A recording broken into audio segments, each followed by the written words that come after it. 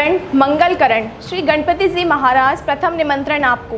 पूर्ण कीजो काज किसी भी पूजा अर्चना को शुरू करने से पहले हम भगवान मंगल मूर्ति विघ्नहर्ता श्री गणेश का पान जरूर करते हैं। और आज गणेश चतुर्थी के दिन भगवान श्री गणेश की पूजा घर घर में की जाएगी।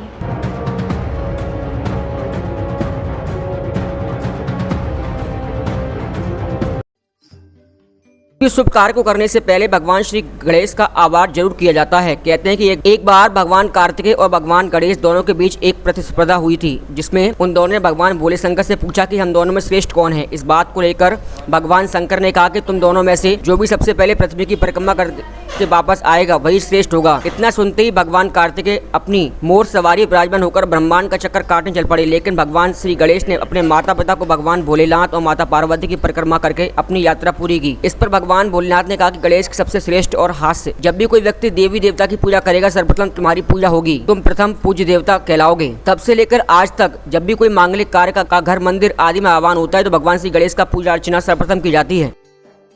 और शुभ अवसर हर किसी को होना चाहिए, क्योंकि 2 साल से कोरोना का काफ़ी प्रभाव हो रखा है और विघ्नहर्ता इससे जो अपनी ये महामारी चली हुई है इसको ले जाएं अपने साथ, क्योंकि ये भी काफ़ी सारा कारोबार इधर लोगों का हो रखा है। इससे गणपति से यही प्रार्थना है कि जो भी लोगों का कारोबार जो काम नहीं चल रहा है, काफ़ी लोग सारे नौकरियाँ छूट गई हैं, ये पूरी परेशानी आ रखी है, दूर हो जाएँ।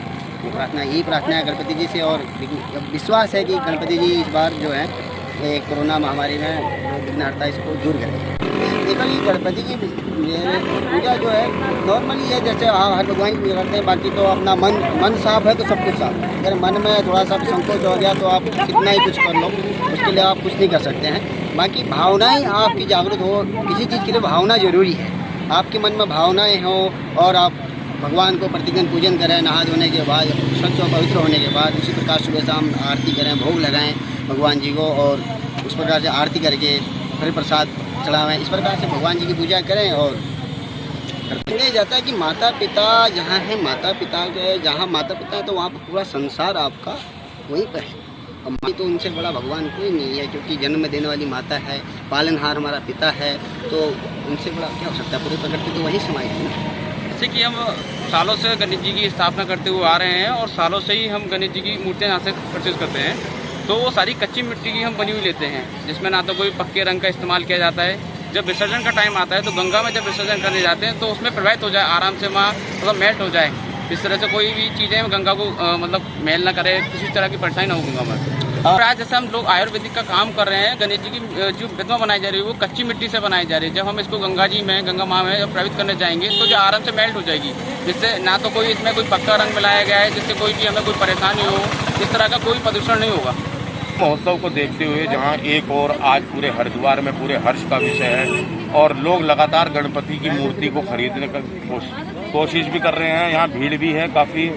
और आपको ये बताते चलें कि इन मूर्तियों में किसी प्रकार के किसी केमिकल का उपयोग नहीं हो पाया। हमारी मूर्तिकार से बात हुई है, उन्होंने कहा कि ये मूर्ति शुद्ध खड़िया मिट्टी से बनी है और इसमें किसी ऐसे केमिकल का यूज़ नहीं हुआ है कि जिससे पवित्र पावनी माँ गंगा की पवित्र लहरों को कोई नुकसान पहुँचे, क्योंकि ये सारी प्रतिमाएँ अब आने वाले गणपति विसर्जन में गंगा जी की पवित्र लहरों में विसर्जित होंगी। तो जो श्रद्धालु माँ गंगा के प्रति असीम आस्था रखते हैं, असीम विश्वास रखते हैं और माँ गंगा को सर्वोपरि मानते हैं, तो उनकी आस्थाओं के साथ इन मूर्तिकारों ने कोई खिलवाड़ नहीं किया है। सिर्फ खड़िया मिट्टी और कच्चे रंगों का इसमें उपयोग कर भगवान की तरह तरह की प्रतिमाएं इन्होंने तैयार की हैं। खबर एक्सपर्ट के लिए हरिद्वार से अमित मित्तल की रिपोर्ट।